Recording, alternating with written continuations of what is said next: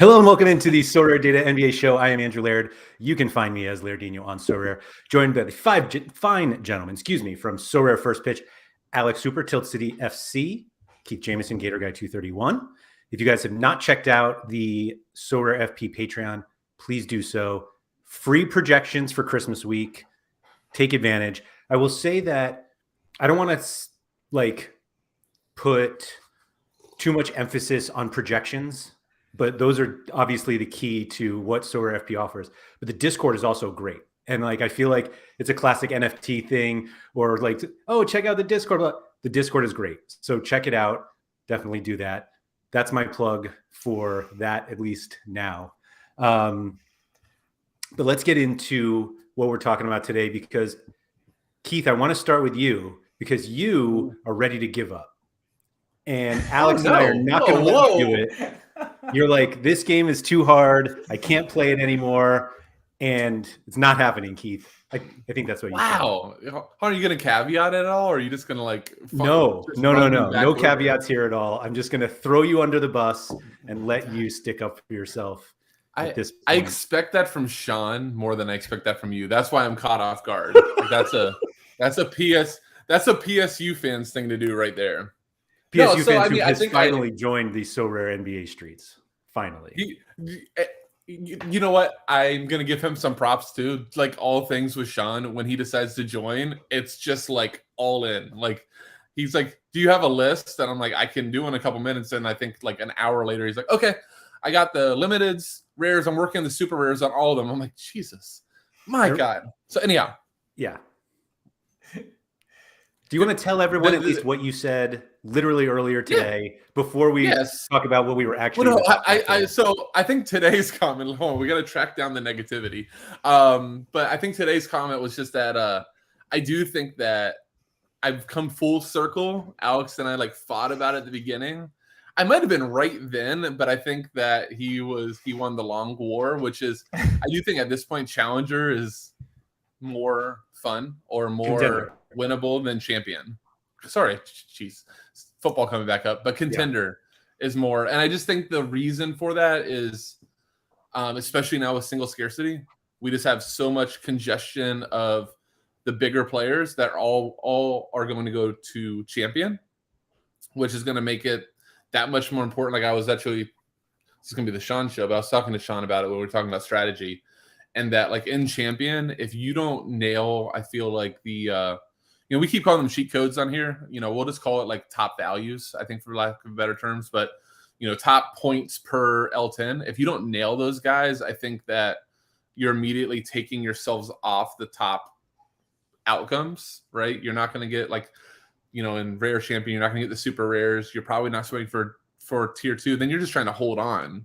Versus in Contender, I feel like the ownership is spread so much that there's a lot more open architecture. And there's just more rewards. That's the other thing. There's just more rewards. So I got a lot to say about all of that. So Alex, I hope you're not dying to say something, because I'm going to go on a little bit of it won't be a rant. Alex is that's not his style. Let me start by saying I think you are too skewed by talking to Sean too much, as PSU fans too. And I say this as somebody who literally streams with him every single week, and that's me. So I think in a ideal situation for everyone, we all put lineups in and we're like, I'm going to win. And realistically, we know that's not the case for most lineups. And so I think what you were saying about Champion is viewed from a place where you're like, I either should win or I shouldn't play. And the level of win is first place, or maybe at least 10th or 20th, wherever the last T1 spot is. I think it's entirely possible to realistically play Champion. And I say this as somebody who is trying this and sometimes has success. I think you can play Champion without the huge guys. And is it easier when you have Doncic and an Elf 10 of 38 Jokic or Embiid, like, yes, it is easier that way. I think it puts a little more pressure on the bottom players if you're trying to like jam those guys in. And that's probably where it requires a little more work, which is what we'll get into at some point of this show. I promise the topic of this show will be covered. We'll get to the work. If at least for 2 minutes. But it's just a very different view, I think, of can I compete for rewards versus like, can I compete for first place? And I don't think you always need to play for first place. And the way that you were like, I'm out on champion, felt like if you can't compete for first place, you shouldn't compete. And so I think that's I'm wrong. dying. I'm dying to fight with why you're wrong about thinking that I'm wrong. But essentially it's okay, champions more expensive to compete in. Can we all agree with that? That champion is more expensive? Yes. Is that what you said? Yeah.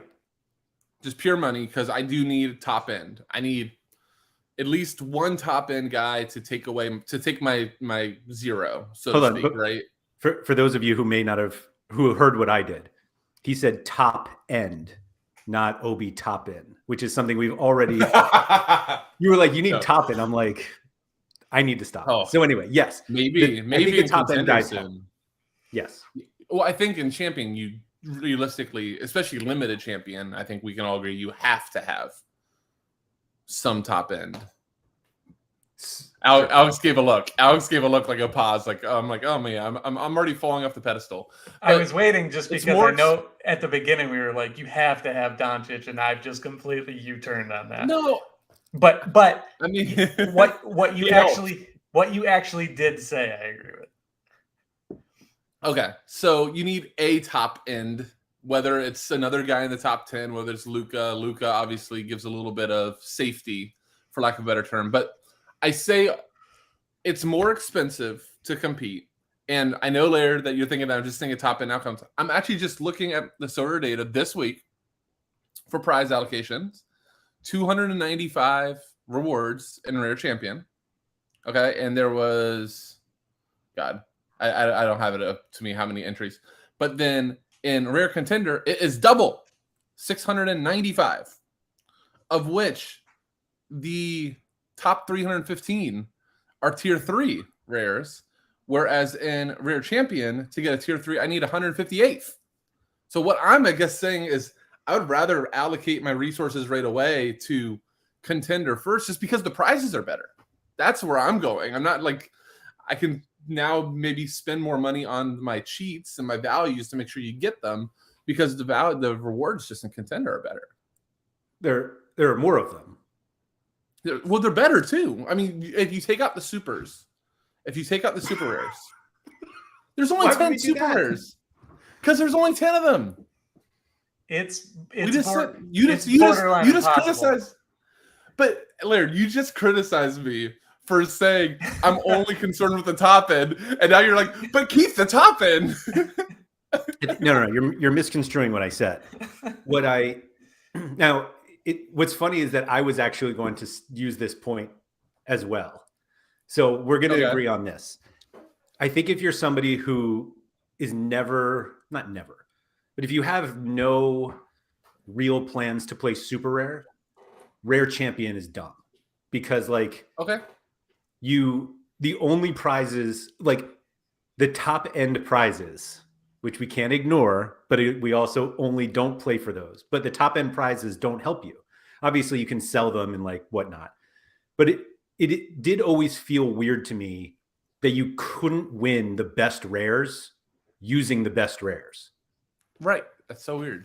So like with that, then like I get what you're saying, but you can't say that the top end of Rare Champion is worse than the top of Rare Contender, theoretically. Well, like, I mean, but I guess again, there's just more. There's more good cards. I guess that there's more good cards in Challenger, or not Challenger. Jeez, I'm gonna get this eventually. Contender than champion right now. I mean, it's just they're literally, you can't argue with me of the numbers. There's, what is that? Why am I struggling to read? Like, you just have more tier 1s and tier 2s in Contender than you do champion, because they added those super rares, so they siphon some off. I don't even know. Alex, speak. I know. I'm struggling for some reason. I started prioritizing Contender this week for that exact reason. Yep. Like So did I. I need more exposure to higher tier cards, and the way you do that is by going after Contender. And for me, I still maintain it's more fun for me to play, even though, like, if you do miss a Naz Reid or, a Tyus Jones on a jaw off day, guys like that, it's very easily, you can just be like, 24 minutes into the game week and be like, there's no way I can win a T1, or like very, very, very small chance. And a lot of those guys don't even end up in the top lineup, but like it can feel that way, and it can get unfun very quick. But yeah, like I don't see the point in prioritizing for champion. I have plans on playing super rare eventually, but even if I won one, I couldn't just run out and get four more. It just wouldn't work. So, but yeah, the prize pool is better. It's so much easier to get better cards. It feels borderline impossible. Like, you need all 5 players to reasonably pop to like get in the rewards, and a lot, especially like limited champ. Like, if you have a guy put up a 1/1, like, just if he hits his L10 on the head, and you have 3 other guys who go like +10, and got the last guy can go +20 sometimes, it seems, and it just doesn't matter. Like, you're like, oh man, I just needed like +4 more points to even sneak in a tier 5, and it's hard. I don't want to say there's not enough rewards in champion, but like, there's not enough for me to care that much. Like, I'm gonna field a team. Yeah. I'm gonna field a team. Yeah. I can field a team. I'm going to field the team, but like, after you prioritize your Contender. So champions getting yours. And maybe the reality of why this happened too is just the fact that you pulled out, being able to get the top guys and like limited. I think we're talking about rare champion here more than anything, but the fact that you can't have a Luka, Jason Tatum, Giannis, Jokic, whatever, limited, that you have to drop the money for the rare. Like, you have to drop, close to an ETH to get one of those top end guys for rare champion. Just takes away the luster. Yeah. You should just win them. All right, Laird. I'm in Contender. So, yeah, right. So, first off, I love Keith celebrating his argument that Alex and I have been saying for weeks. So first off, well, I'm literally just playing devil's advocate here, because I think rare champion is like the stupidest competition on SoRare. and yet I do that after buying players for it, like this week. I was going to say, after you prioritized it for weeks too. Yeah. I have a bid in on a star player right now, so I can better my rare champion team instead of using that to like make my Contender team better and win them. I'm starting to think, and there's probably some math that I should just do to figure this out. I'm starting to think that rare champion, I know this is true. Rare champion is easier than limited champion. Like, there are fewer people with Luka, there are fewer people with Giannis, and like, unfortunately now all of those people are in rare, but so be it. The kind of interesting thing about champion is that there are players that are being played in champion that are simply just not played in Contender. I mean, like, the upper tier guys, you are not competing against them in Contender. On the flip side, like, the best Contender plays are always in champion, because you need them to fit in the big guys. And so we had kind of gone back and forth on this last week. Like, is it better to have the cheat code and some higher end guys in Contender, or just like a bunch of like 20 L10 of 20 guys and just bang those guys in? And I don't think we're like remotely close to enough of a sample size to like figure it out or to decide which one is better. But the what I wanted to talk about today was how viable do we think it is to just play effectively five L10 of 20 guys in Contender instead of grinding the news right before deadline, making sure we have Naz Reid so that we can play Damian Lillard instead of Josh Hart. Are those outcomes that different? Like that 2v2, Naz Reid obviously exploded. Let me use a different example. Would you rather have Josh Hart and I'm trying to think of another and 3M3 Trey Murphy or Damian Lillard and Austin Rivers? Oh, recency bias. I want Rivers. But going into a game week, theoretically, in best, you're not playing Austin Rivers when he's back at the end of the bench. Yeah. But in the right situation, the current Austin Rivers situation, are you really gaining that much by getting Dame in that lineup with the odds that Rivers probably drops a 17 instead of a 40 like he did a few nights ago? So that kind of Can I rephrase? Go ahead. I was just going to say this. I want to rephrase the question, then I want Hoop to do it. The one part you missed, Laird, on that is with the example that you were giving in terms of 520s or whatever you want to say, that you're running the same 520s every week, that you're not really rotating, or you have a group of 7 and you're not rotating based on news. Yes. You just bought this collection, let's even call it 8 players, and you're just mix and matching them every week regardless of news. So I guess that's the question. How viable is that? Yeah. With sort of this caveat that if you run that and you do end up getting some tier 4s, maybe a tier 3, then you're increasing. Sure. Maybe that helps your ability to, maybe one of those guys pops, you win Austin Rivers when he's an L10 of 5, and then all of a sudden he moves into this cheat code and you have that card. Is it better to just have a few of those guys and effectively run them every week, or as much as you can, versus at 6 o'clock? Well, 6 o'clock deadline day is usually Eastern is usually too late. You're overpaying at that point. But is that viable enough where you're not having to grind this news that, frankly, a lot of people who play this game can't do it just because of where they are, time zones. They're I'm not going to be up at midnight trying to figure out who the cheat code is. Right. I think it's perfectly viable if you buy the right players, because if you're buying the right players in that 20 range, their roles, injuries aside, only get better.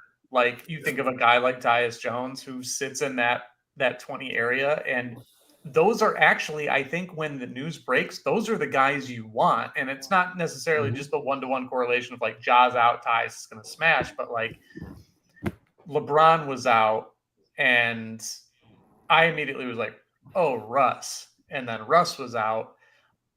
I don't really know what the next correlation was. I know Thomas Bryant popped immediately because of AD, but Schroeder.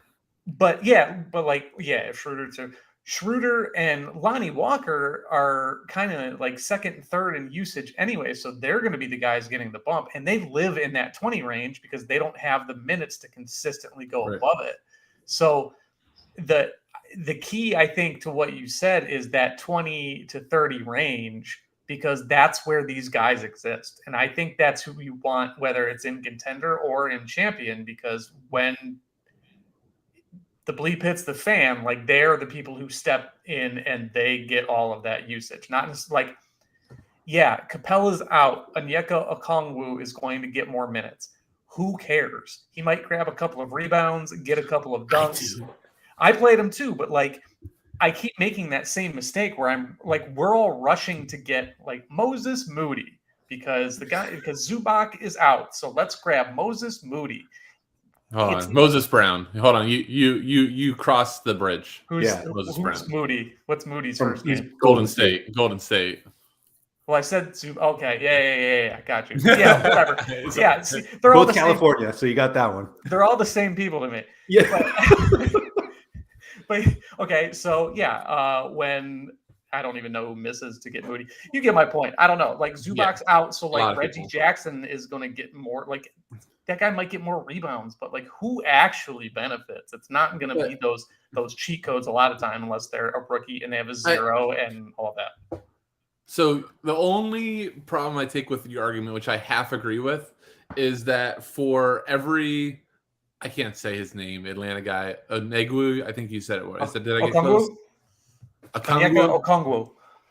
Good player, actually. But for every one of him that doesn't do that well when you get him, then Naz Reid drops 60. Yeah, but Naz Reid plays. Even with the two guys. No, but so does Nkongwu, even when Capella's in there. So, I mean, you got to be careful, like, which ones you mix and match.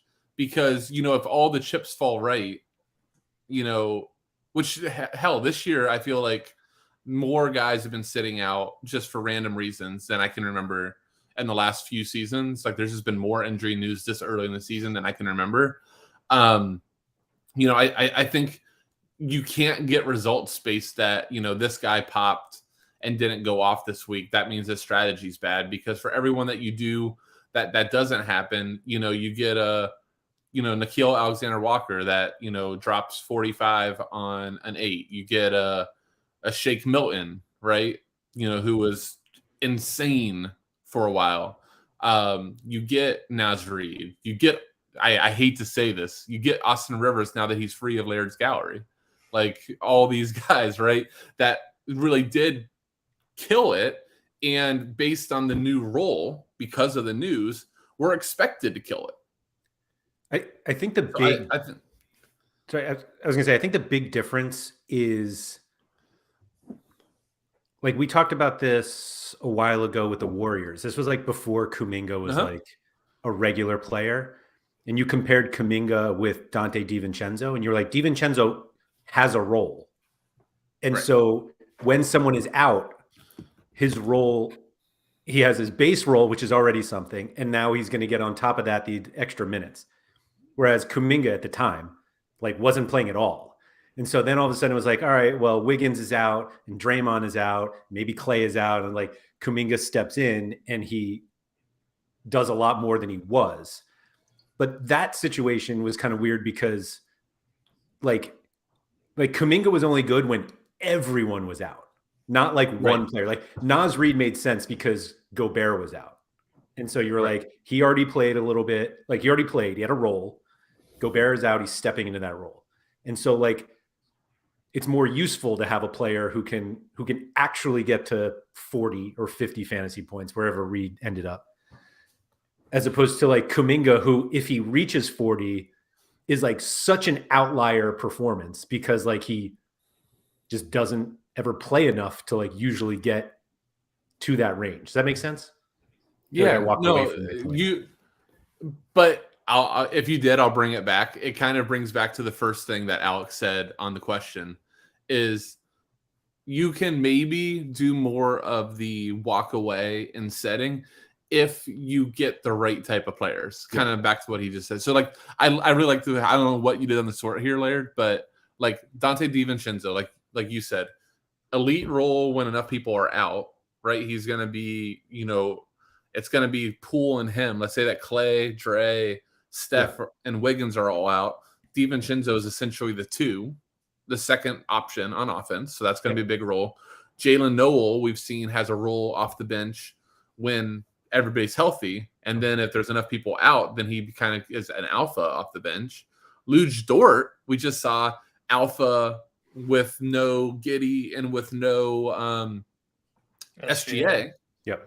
John Wall, we know the Clippers are sitting everybody. I'm not going to go to everybody. I'm just going to stop at John Wall. But these are 4 guys that actually at the top of that list that actually have a sustained role within the team. So if you just plug them in and no news goes your way, they're still going to play mid-20s minutes and they're going to give you an out, right? They're giving you an out that you can still eclipse their L10 and be good. But then if all of a sudden the news drops right, you have the upside. Versus, then I'll let you guys take from there. Versus Kuminga, where we just discussed his role isn't that great when the team's fully healthy. He's going to wreck my teams when my team's fully healthy. I need the news drop right on him. I'm trying to think of another one. There's another one on this list. Kaminga's like the best example. Not Nikhil Alexander-Walker's probably one too, because his role is like the 9th or 10th guy off the bench, and he needs more things to go right. So those are the type of guys that if you bought those and were trying to go for like the huge home runs, they can wreck you in the meantime. Versus if you kind of do like the singles and doubles hitters that have some shots, if the news breaks right to you. Yeah. So all I did for those listening and not watching, I just went to the player rankings page on SorareData and I just set the max L10 to 25. And then so that's why DiVincenzo's by value. L10 is 25. Okay. I didn't sort by anything other than L10. Oh, so I mean that's intriguing though too, right? Because that just shows you like what Alex said. That is kind of like the goodie range and that like 20 to 25 range, right? And all of these guys we know play consistent minutes, and obviously, like the lower you go, somebody darker it gets. Boudwine said it in chat. It becomes more gambly.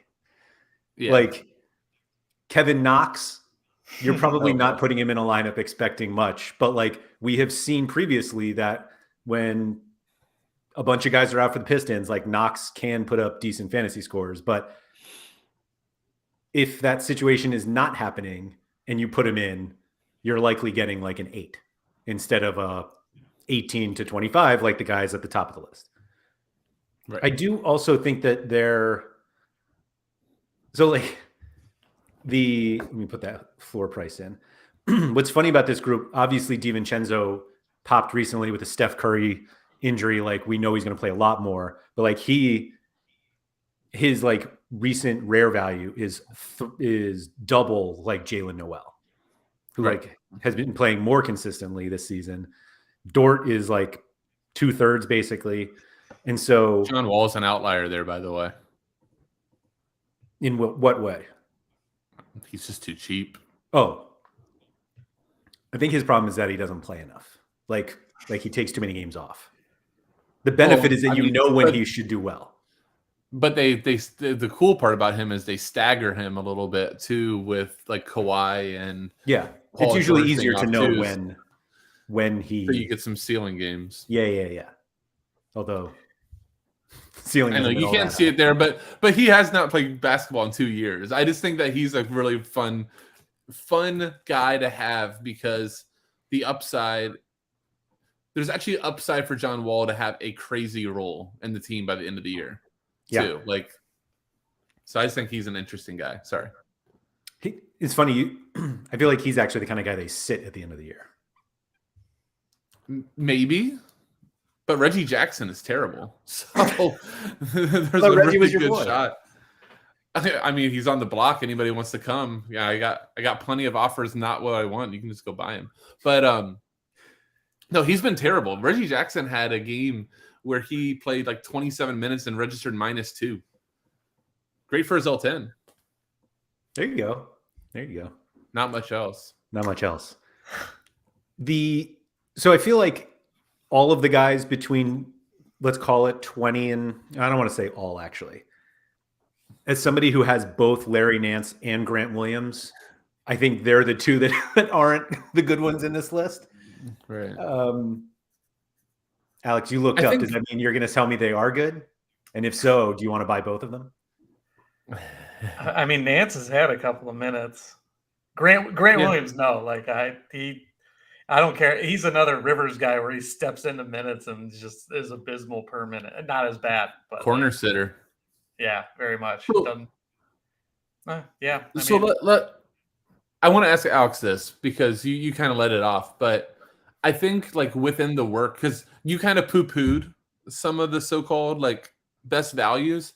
Do you think you're poo-pooing them because they pop for values because the projections like them because the minutes increase, but the role changes, so to speak, like they're moving into a starting role, whereas maybe in the second unit they had more usage.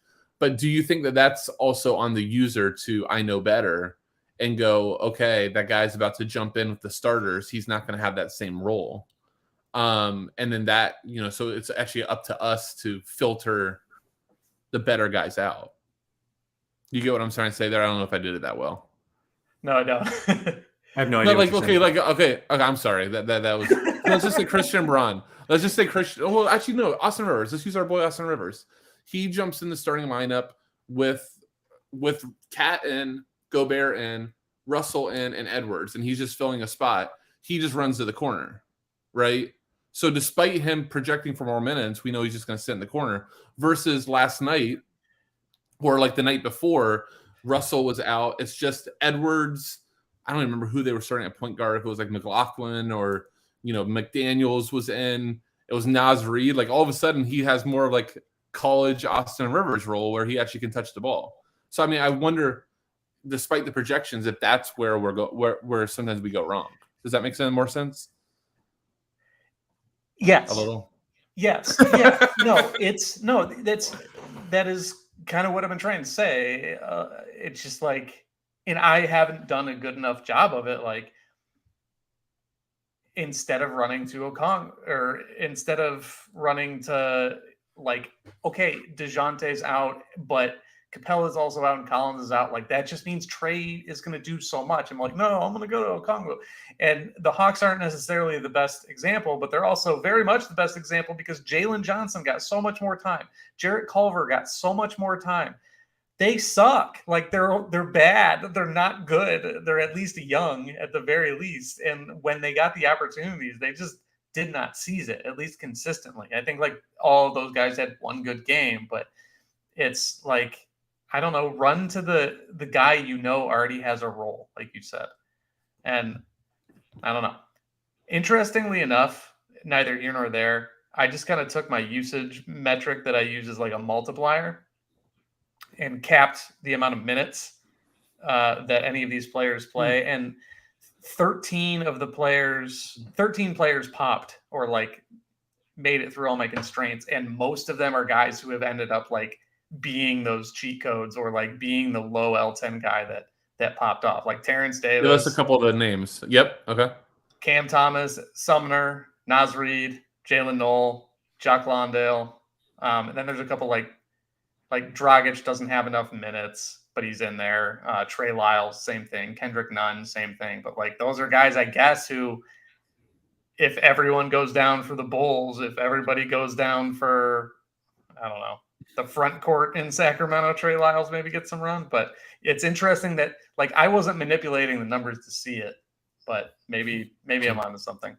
But I was basically trying to figure out who has enough of an established role already, and it just doesn't have the requisite minutes. And I don't know, maybe I should. Maybe I shouldn't have sold my Trey Lyles that I won. Yeah. Okay. But yeah, no. We'll you Laird on the. It's the established role. That's all I'm trying to say. No, I think that makes sense. I think the difficulty also with chasing cheat codes is also it's a lot more expensive. Price. Like the price. Even if you are relatively early, these cheat codes usually aren't cheat codes that long. And prices like crater after they're no longer cheat codes. And so theoretically you can then like wait for them to be cheats again. Like I feel like you end up in this situation where you have a player that you like, it's a 1 week player and then you're just like holding on to it. And I think if you're somewhat limited in budget, then trying to chase these guys just doesn't work. Also because like once you get one, you don't get one of these cheat code guys so that you can play Sadiq Bey. Like you do it so you can play Damian Lillard. So now you have to have one of those guys too, as opposed to like just get Dort, Wall, DiVincenzo, whatever's on that list, and just ride that out. I just struggle to remember any of those guys who actually like won a week. Like I mean, you mean the the pump guy. Let's just call him the pump guy. Yeah, the ones we all rushed to. Like I'm trying to remember one that you did win or didn't win. No, that ended up at the top is what he's saying. Yeah, that it wasn't Fred VanVleet. Like the I think what you're trying to say is the guys that win the week are the Fred VanVleet at 30 something that drops 70. The Chris Paul, I told you guys, I thought it was actually crazy yesterday. I was late on the news. I saw Booker was out. I was literally like 5 to 10 minutes late, expected all the Chris Pauls to be gone, and like none of them had gone. And so I actually like went back to my phone to check to make sure I didn't dream that Booker was out or like wasn't on something. I'm like, why has no Chris Pauls sold? With no Booker, because cheat codes can't have an L10 of 30. Well, so I think that's kind of where I'm getting to and why I am somewhat like have come full circle with Contender and why I'm not going to knock the hustle, right? And I think that maybe the hustle is actually the best, like the mid-tier guys. Like, Chris Paul is sitting at a 32 with no Devin Booker. Like, that was kind of insane. Like, that's no different than Fred VanVleet. Right. But 32. He went off too. Too. Even VanVleet, though, those guys still require somebody who's really low L10. Like you still need like a mid-teens guy. So Laird, like I'm just looking at my Contender lineup, and I have one of the guys that you should never play in there. But I have Chris Paul and Scotty Barnes were both in the 30s. Scotty Barnes being a big mistake. And then I had I think Reggie Bullock, I want to say, is 11. Hernan Gomez was 15 and Kendrick Williams was 15. So I think if, I just did Chris Paul and then dropped Scotty Barnes, who's minus 21 on his L10 after his first game. But, if that was like a 20s guy, then, I'm not playing, I'm playing one less of those 10 to 15 guys. So I think that like that mid 30s is about, that's your star. But from an affordability aspect, now that's so much more affordable. Right? Because Chris Paul was my stud for Contender. He was 0.14. And if I want to go play champion, let's say I want to, do a Tatum, let's say I can't afford one of the Luka, Giannis, Jokic type, but I can do it like a Tatum, that's still going to cost me what, like 4 to 5 times more? Yeah, that's Tatum reasonable. I think what's funny is that we're getting to the point where the 30s guys are actually the cheapest ones. Right. Like but if the 50s guys are expensive and the 9s to 13s are expensive because you need them to fit in the other guys. Yep. And that 30 group is just like is cheap. Like, but the 30s group, it's kind of what we talked about last week, and we were talking about champion when we did it with can you go with all 5 30s, so to speak, or 4 30s and a stud? And the answer was like more often than not, that's not going to win you things. It's still more than likely not going to, but sometimes the guys that surpass their L10s the most are in that range. And there's normally like 5 of them that are all projectable. But like, Fred VanVleet, last week was very projectable towards that. I thought Chris Paul and De'Aaron Fox were both very projectable as low 30s this week. So, I mean, it's just, and that's where, though, we come back to the whole full circle on how much work is getting done. I think that you leave a lot of meat on the bone, so to speak, if you just are having 8 guys and you're just waiting for, biding your time that they are the right guys to come. You probably waste some of the other guys' better weeks. So I do think it's always going to be a news and staying on top of it and being in and out of cards game. Yeah, I'm not here to say that like you can play like every week without moving cards at all. Unless you buy every card on the platform, then you're good. You can survive. I think that your chances of, I'm not even saying like podium finishes. I just think your chances of being in that, tier 1 to tier 2 range just diminish greatly versus being able to, pivot. Let's just say pivot off of so as DeJounte's 34, right? Getting off DeJounte for a De'Aaron Fox or getting off DeJounte for a Chris Paul, this week. I think, that's obviously a more optimal routes for similar price range. Actually, hell, DeJounte's way 2.299. So you could have bought De'Aaron Fox and Chris Paul if you got off your DeJounte. And it's surprisingly easy to do it. Like, I'm having a hard time getting rid of Paul George right now because he's up to a 39 and he's Paul George and he misses games. But other than him, like, I've just been cycling guys out, and it's just been the problem that I haven't taken my own advice. Have I not been beating the drum on, like, I love this range because they can completely outperform? Like, has that not been I haven't been doing it, but the more and more I look at it, man, like, I looked at Paul too. Like, he stuck out so much relative to everyone else. And it's just, you have to be doing the right hustling. You have to be looking at the right news. And it's, if Booker is out, then Paul is your guy, not if Booker is out. God, I need Josh Okogie. Or what was it, Shamit? Well, no, that's a great point, because Shamit was actually pretty good. Shamit was actually all right. But he was, but again, Shamit's also going to Shamit plenty of times too and do nothing, right? Yes. Like you said, you could roll the dice. I think that's a great point you just made. You could roll the dice on a Shamit, on a Koji. And here's the craziest thing, right? When these news happens, the whole Chris Paul lag doesn't normally happen very often. What ends up happening is there's a run on the guys, and you almost you pick your lane, right? Like, all the news happens and you have like that 30 seconds, maybe not even 30 seconds, to pick what lane of guys you're going to go for, or to get the cheapest one before they explode. So, my first instinct was Chris Paul, but to your point, there's plenty of people that probably were like, Shamit, Okogie, let's just say that, Campaign, if he was in. Like, you have other people that had first things come in their head, and like, you only have like that one chance to go get the guy. Yeah. For the previous prices, right? Before they explode on you. Yeah, but it just seems like, for a guy like Okogie, like, if you have him already, like, hell yeah, play him. Then great. I just don't, I need to stop running out and getting that guy.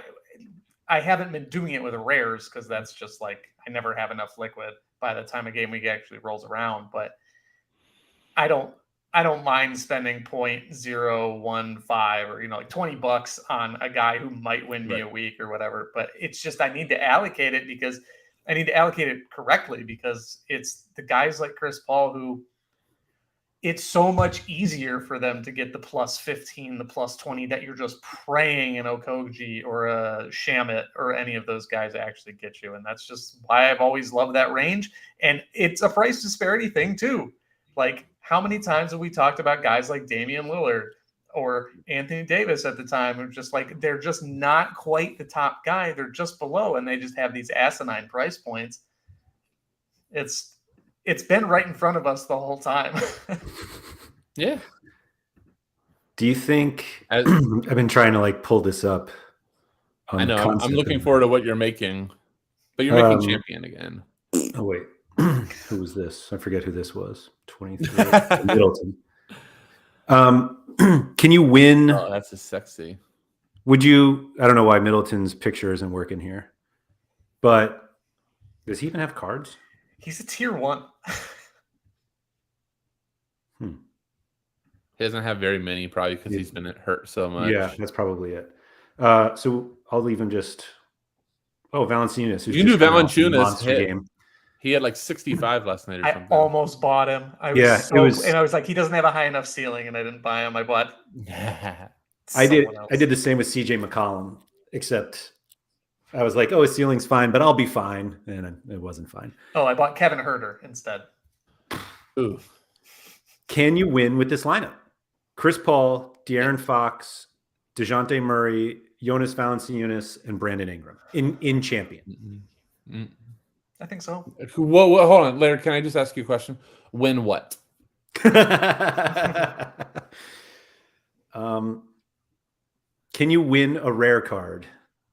A tier 2 rare, which is no. What is tier 2 rare? Where does that finish you? 20th? And no. Nope. Rare champion. Can I finish in the top 85? Nope. Yes. No. I mean, you can, but I would say your percentage is 1% or less. Relative to what though? What's your with the best lineup you can think of? What do you think your actual percentage is?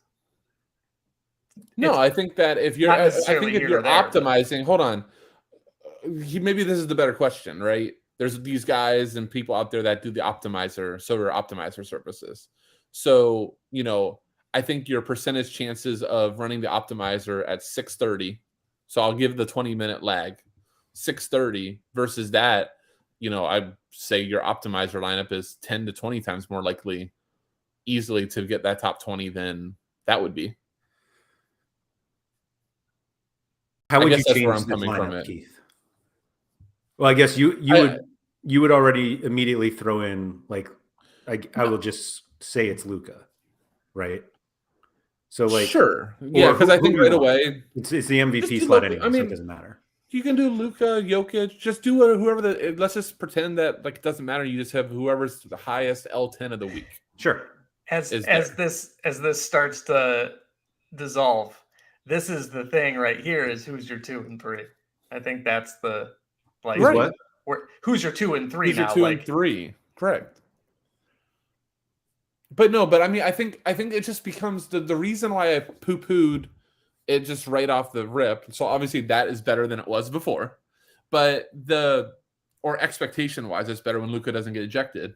But like I think the problem becomes is a damn good the lineup. context. But the context on that matters every single time. That's the problem there, Alex, because Jonas Valanciunas has had plenty of games where he plays 15 minutes. Trust me, I know. I was looking at them. I mean, I looked at him on DFS and then I moved off. DeJounte Murray, when Atlanta is a lot healthier and they're fully there, his usage and his role is just really confusing with Trae Young. De'Aaron Fox has had some stinkers to get down there when he's not playing Charlotte.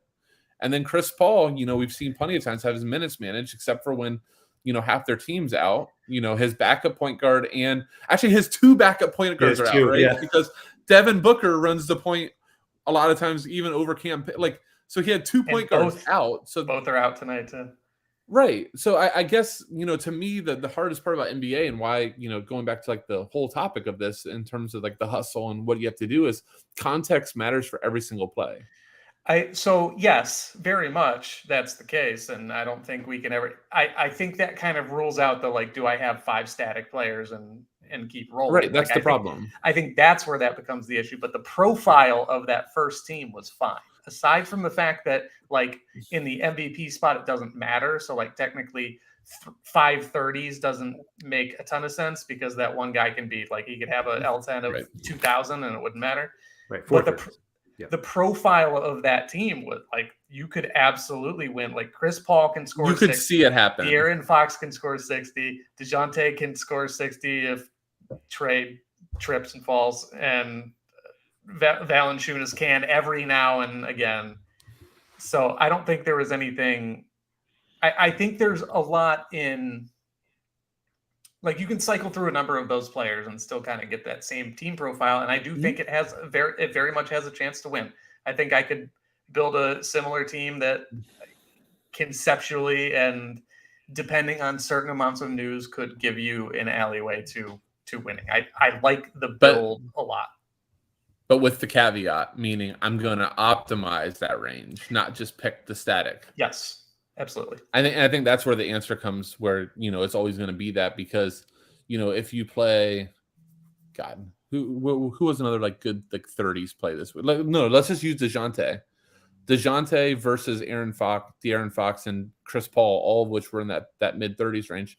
I mean, nobody paying attention is picking DeJounte over either the two of them, given what we got in terms of news, right, or in terms of matchup, which I would love to. Are you guys? This is off topic, but it was something I was going to bring up. Are either of you guys looking at matchups when you are picking your players?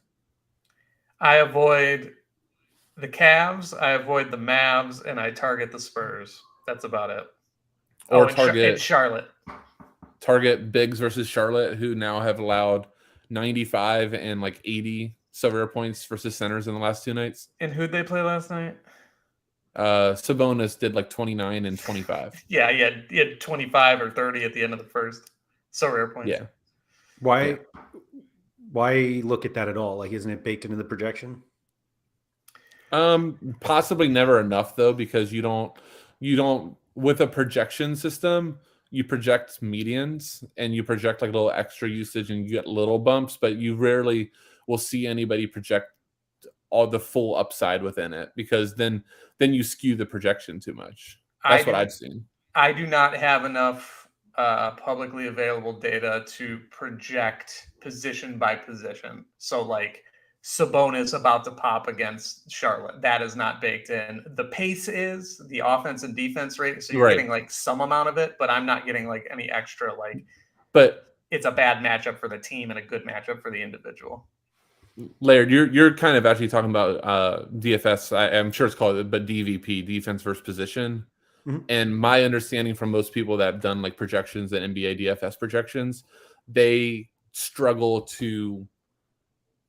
They get like they'll get like the weight, right? So they'll say, you know, versus this guy, the average center out projects him by 6, so they could even bump the 6. But the problem is Sabonis and Jokic outperform the matchup versus them a lot more than Okongwu from Atlanta, who played them too. So so he pulls the projection down. So that's why I think where it gets a little bit harder.